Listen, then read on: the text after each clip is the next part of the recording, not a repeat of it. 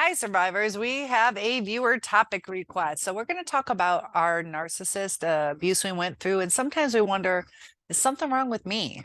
Do I have a mental illness? Across YouTube, you see a lot of times, there's nothing wrong with you. There's nothing wrong with you.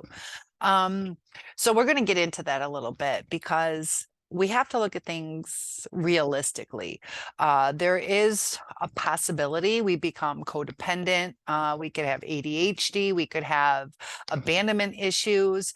And I got this comment from pretty much a year-long supporter of our channel. So feel free to subscribe. Topic requests are always welcome. I'd like to address anything that's on your mind, but he had asked if there's something wrong with him, that he tried so hard to understand two different people in his life, and he wasn't able to accept that they just don't want to reconcile. And we go through a lot of rumination, cognitive dissonance, a whole bunch of different things. Is that normal? And we'll talk about that in a second. So he continues, granted, I'm not reaching out to either one of them because, as him and I had discussed, only reaching out, the only reason to interact with them based on his heart is to inquire why they acted so cold, mean, and aggressive. And I had told him that reaching out to them, asking why they did what they did, they'll take that as a personal attack, completely shut it down. They don't want to look at what they did. Often they don't think they did anything wrong. They don't want to be bothered with it. So if he was going to reconcile, it's already putting it on the wrong foot. And, you know, he has a need to get some closure, some understanding, but they don't want to do that. So it would just cause it to fall apart before it even reconciles. So he knows that both would just respond in a dismissive manner, even saying that I'm still obsessed. And they had told him he's kind of obsessed with them. And we'll talk about that too. And would act like bullies, mean girls towards him, if not just discard him again. So he's curious what I think. Now, I am going to give a little disclaimer. I'm certified to teach psychology, but I am not a clinician. So keep that in mind. This is just my opinion based on my knowledge, my observations, and experiences. So he goes, what you think is that what caused him to care so much to understand my negative interactions with them, especially the first narcissist. His stepdad had even said, the first narcissist, wanted to fight with you and you didn't want to fight with her. She didn't know how to react to that. So narcissists do love to argue. They like to be right.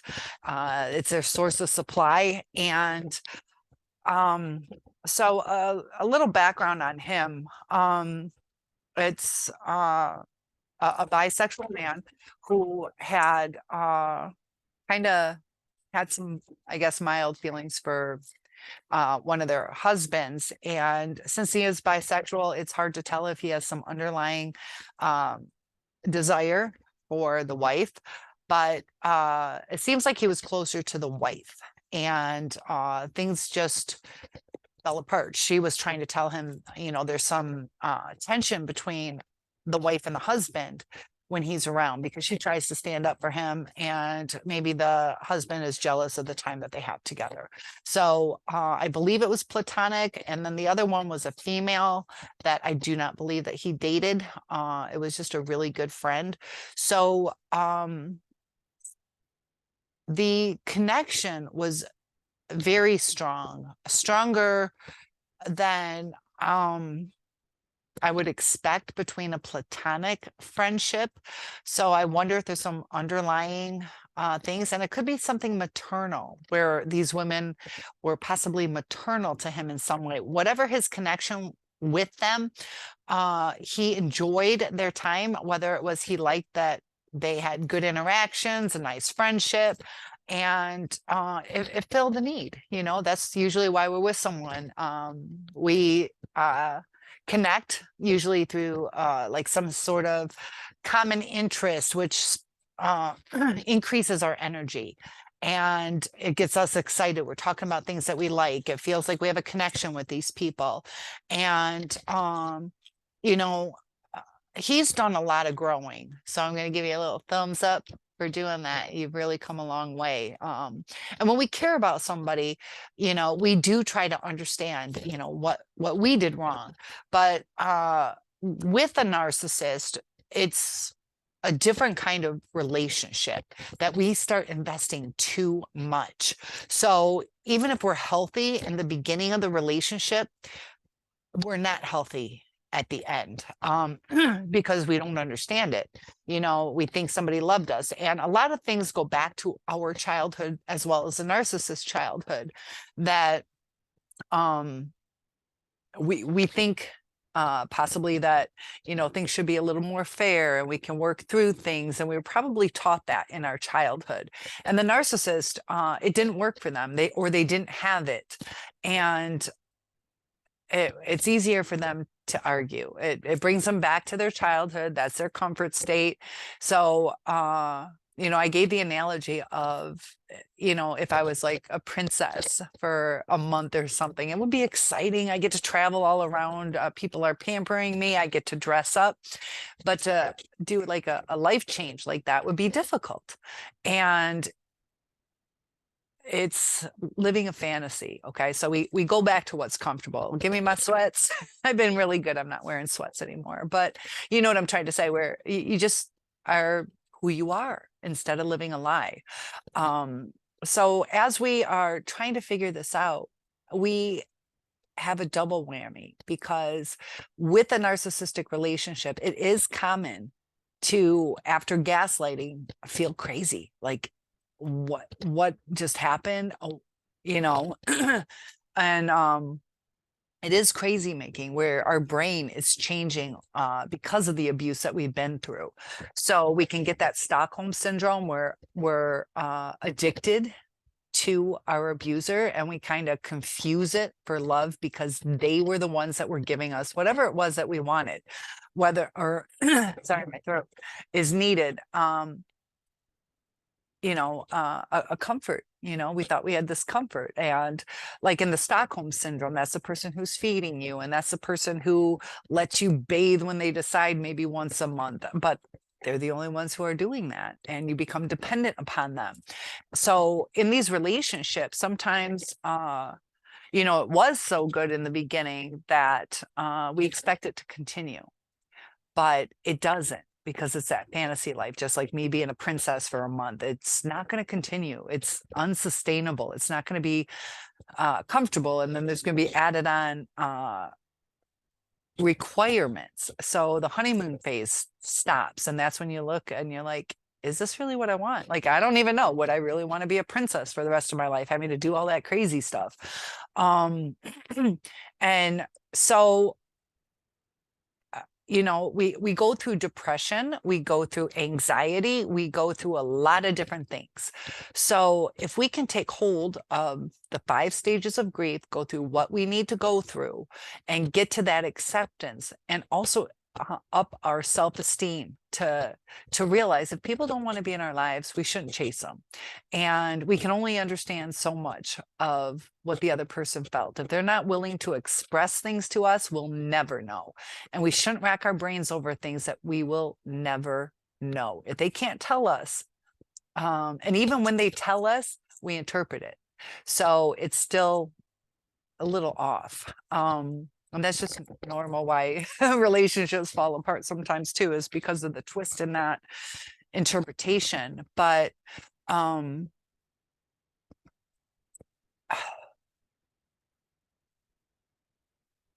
with his case, I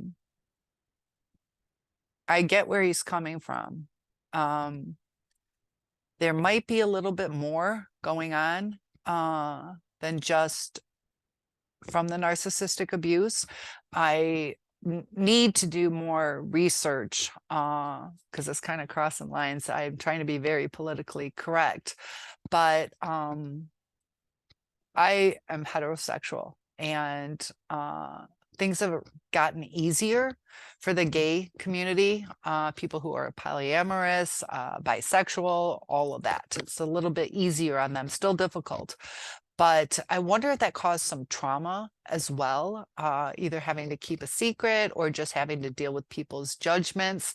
I don't know enough about his life with that to understand his needs. So he probably found somebody who was accepting. And I wonder if it was platonic or even subconsciously, um, or if he felt a part of the family that uh, he, oh,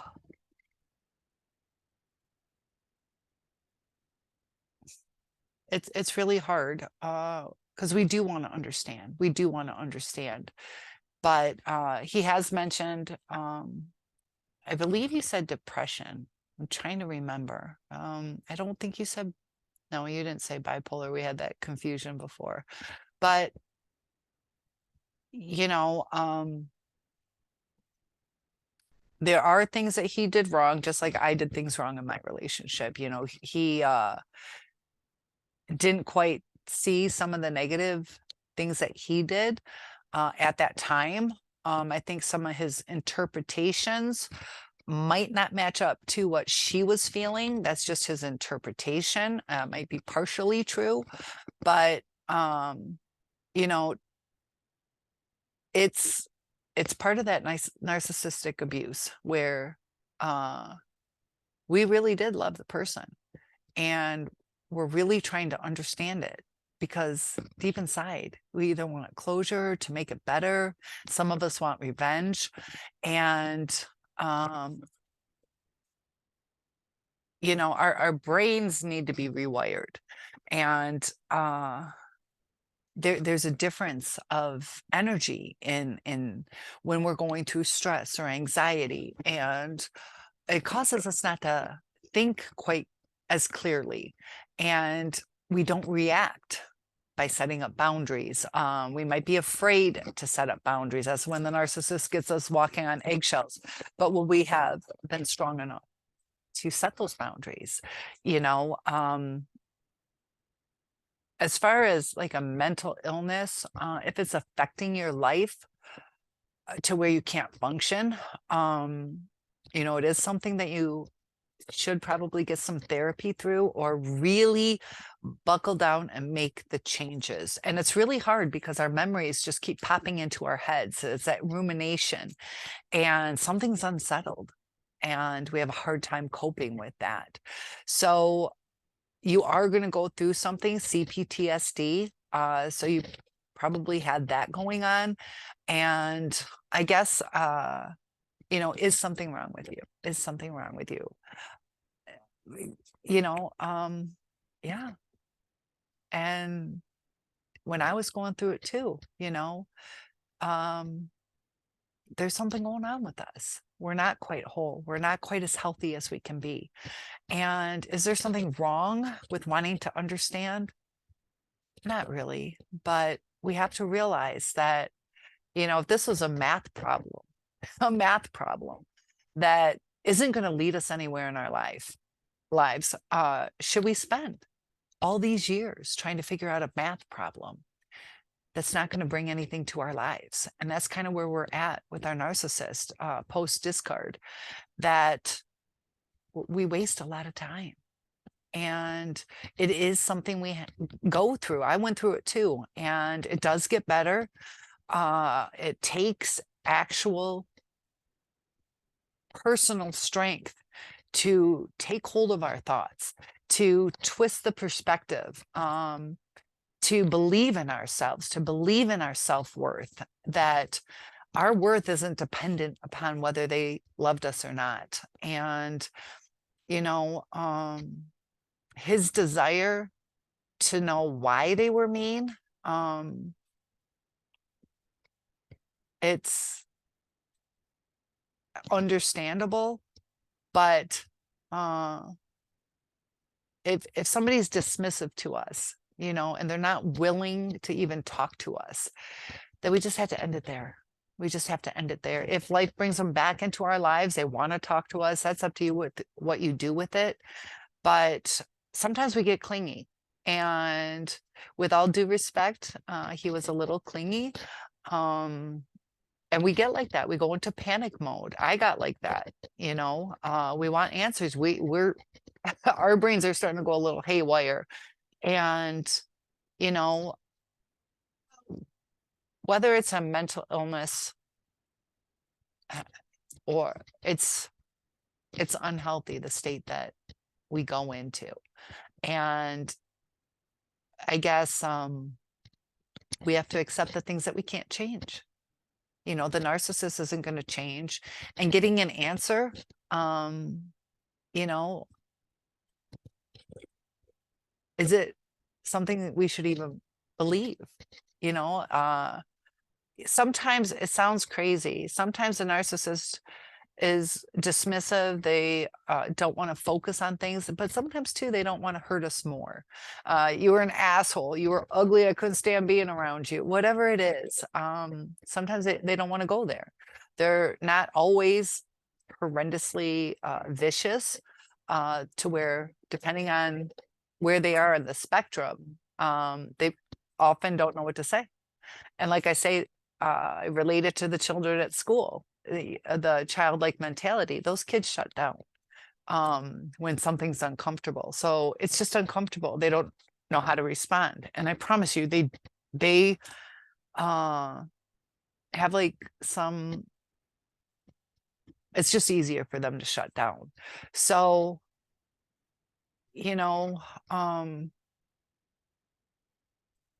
I guess what matters the most is to heal from the CPTSD, to push those thoughts of rumination out of our minds by purposely doing other things and telling ourselves we're not going to think about it. We're not going to think about it. Just like, a math problem, we're just going to put it away. It doesn't matter in our lives, and it's not worth wasting our day, wasting our future over if it's not going to have a different outcome or lead to a better life. We have to give ourselves that grace and give ourselves the lives that we're deserving of. So it's possible there may be some extra comorbidities other than just CPTSD. Get rid of the depression will help get rid of the anxiety. It'll start getting your brain working a little bit better. And pay attention to your habits. Are you, your patterns? Are you like this with most people? Is it destroying your life? Is it obsessions are not healthy. Obsessions are not healthy. Desire, things like that. But when it's overtaking your thoughts, it's not healthy in anything. And you see people, with porn addictions. I'm not saying he has that, but porn addiction, it takes over their lives because they're addicted to it. Gamblers, it takes over their lives because they overdo it. It destroys their lives, destroys their families. And with him, discussing with the friends and family members over and over again, because he is obsessing, it's going to damage your other relationships. So that's where it becomes toxic for you. It's destroying your other relationships. So mental illness or mental problems destroy relationships. And that's when we need to focus on ourselves because we're hurting. The narcissist needs to focus on themselves. They do it in the wrong way. They do it in an unhealthy way. There are times we have to focus on ourselves. But, maybe ask a couple questions to your friends or family, but don't consume your relationship with them with an outside relationship. Enjoy that relationship between you guys. So I hope that helps. There's a lot of different criteria for different mental illnesses. It's very common with narcissistic abuse to go through what he went through. Could be some comorbidities, though. I do see a couple things that maybe a little bit more than just narcissistic abuse reaction. But, he's a kind person and very enjoyable to talk to. I did a nice little Zoom call with him. And I know when he kept saying, when I become an actor or when I do this, he doesn't feel whole yet. And it's good to have goals, but I see it very often that people are like, if only I do this, then I'll be loved. We need to be loved now. We need to be loved now, not based on a title, not based on how much money we make or anything other than who we are in our soul. So I feel there's something that he feels he needs to prove. And he's searching for that thing to solidify his relationships, to make sure people love him or want him. And when we feel whole, people see the whole picture and they're going to hold on to that. But when we don't feel whole, they're not going to hold on as much.